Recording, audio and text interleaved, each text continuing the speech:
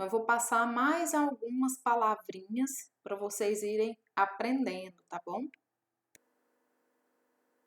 Aneuploidia. Essa palavra, o que significa essa palavra? É quando ocorre uma alteração cromossômica, quase não sai, numérica. Lembra que no outro vídeo eu disse para vocês que a gente tem 23 pares de cromossomos? Ao todo são 46 cromossomos no ser humano? Então, lembrando também, gente, que cada espécie tem uma quantidade de cromossomo, tá bom? Então, por exemplo, a girafa tem uma quantidade, o passarinho tem outra quantidade, o ser humano tem 46, ok? Bom, o que acontece na aneuploidia? Essa imagem que eu coloquei dessa criança, ela tem síndrome de Down, ou conhecida como trissomia do 21. Por quê? Como os nossos cromossomos são em pares, a gente numera esses pares para saber qual par que é o primeiro, o segundo, o terceiro, né? Então, a gente tem 26. O que acontece na aneuploidia? Acontece a alteração do número desses cromossomos. A síndrome de Down é um exemplo disso. O que acontece? Lá no parzinho 21 tem 2 cromossomos, certo? Um do pai e um da mãe. Lá no par 21. Só que quando a criança é afetada com a síndrome de Down, acontece de surgir mais um cromossomo. Então, no par 21, ao invés dela ficar com 2 cromossomos, ela vai ficar com 3 cromossomos no 21. Então, por isso que é conhecida como trissomia do 21, tri de 3. Então, a criança que tem síndrome de Down, a maioria delas, a síndrome de Down, ela tem vários graus. Então, vai depender. Às vezes, lá no par 21, pode ter vindo a metade de um cromossomo, pode ter vindo uma cromátide só, mas a maioria dos casos é no par 21 ter mais um cromossomo, tá? Então, no caso, essa criança, ao invés dela ter 46 cromossomos como todos nós, ela vai ter 47. Então, qualquer coisa, gente, que acontecer no nosso gene, que acontecer nos nossos cromossomos, na nossa genética, vai ser alterado. E como consequência disso, a criança nasce com síndrome de Down. A síndrome de Down, gente, ela não limita muito a criança, dependendo do grau que ela tem.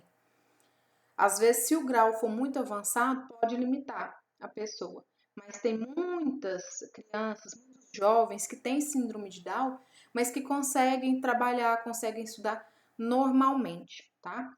Porque além da aparência física, que muda um pouco, pode afetar também o cognitivo, né? Pode afetar a fala, a audição, pode ter problema de coração, mas vai depender muito do grau da síndrome que a criança, que a pessoa, que o adolescente tem, tá bom?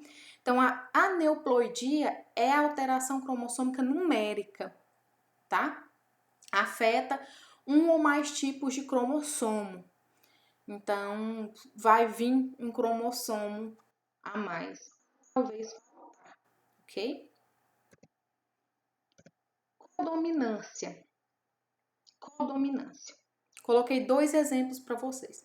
A codominância é quando 2 alelos estão em heterozigose e se expressam. Ou seja, heterozigose não significa diferente. Então, eu vou ter um azão e um azinho. Mas esses dois se expressam ao mesmo tempo. Porque quando eu tenho heterozigose, quem vai expressar é o gene dominante. Então, seria o azão. Mas na codominância isso não acontece. Expressa o azão e o azinho. Então, um exemplo. Aqui eu tenho um exemplo de um gado, o gado Shorton, que ele apresenta 3 tipos diferentes de pelagem. A vermelha, a branca e a rosilha. Então, esse gado aqui, ó, o que aconteceu? Ele deveria ter nascido branco ou vermelho ou o rosilha, né, que é o tom de rosa. o que aconteceu? Todos os genes se expressaram. Então, ele nasceu com a pelagem toda colorida e manchada dessa forma aqui, tá? Então, a codominância é quando os dois genes em heterozigose se expressam, ok? Quando o azão e o azinho se expressam. Outro exemplo é o nosso tipo sanguíneo. O tipo sanguíneo. Aqui vocês estão vendo, né? Fenótipos e genótipos. Lembra que o fenótipo é o que eu posso ver. No caso do tipo sanguíneo, o fenótipo é o nome do grupo sanguíneo. O genótipo é o tipo do sangue, o tipo de sangue que você tem, ok? Quando a gente trabalha com tipo sanguíneo, a gente usa a letrinha I. Por quê? Porque tem muitas variações, tá? Então, o grupo A, por exemplo, geralmente ele vai ser IA ou IA-izinho, tá bom? A gente vai ver a dominância e a recessividade no I. Porque aqui, por exemplo, ó, IA-izinho. Então, eu tenho um dominante, que é o maiúsculo, e tenho um recessivo, que é o minúsculo. Já no grupo O, eu tenho dois izinho. Então, o grupo O ele é recessivo, porque é minúsculo, né? Então, o tipo sanguíneo AB, que é esse aqui, representa a codominância, porque ele está em heterozigose, não está? E A e B. Eu tenho um A e um B. E vai expressar o AB. Então, o tipo sanguíneo, ele recebe o tipo sanguíneo A, recebe o tipo sanguíneo B, recebe o tipo sanguíneo AB. Então, o grupo AB, ele é uma codominância, tá? É só um exemplo para vocês. Lembrando, gente, que não pode confundir codominância com dominância incompleta, tá? Outro exemplo aqui. Aqui essas florzinhas, exemplo de dominância incompleta. A dominância incompleta nada mais é do que uma mistura. Por exemplo, se eu tenho uma flor vermelha e uma flor branca, as filhas desse casal vão sair rosas. Então, vocês entenderam que a dominância incompleta é a mistura. Então, pegou um pouco da vermelha e pegou um pouco da branca. Ela saiu rosa. Se dessas duas flores gerassem mais flores, poderia sair brancas, vermelhas, rosas. Entenderam o que é a dominância incompleta? É aquela que nenhum nem outro domina, tá? Eles se misturam. Agora, a codominância é quando os dois dominam. Beleza? Aqui está o grupo AB de novo. Então, dominância incompleta é aquela que nenhum nem outro domina e a codominância é aquela que os dois dominam. Epistasia é a condição em que um alelo de um gene bloqueia a expressão dos alelos de outro gene.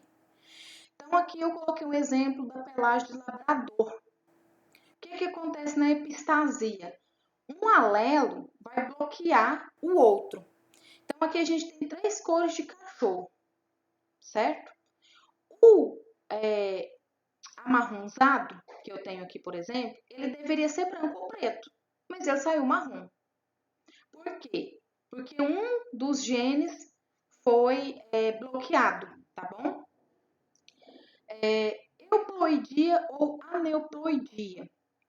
Aqui eu coloquei outro exemplo, a síndrome Creutzfeldt, ou é conhecida como miado do gato.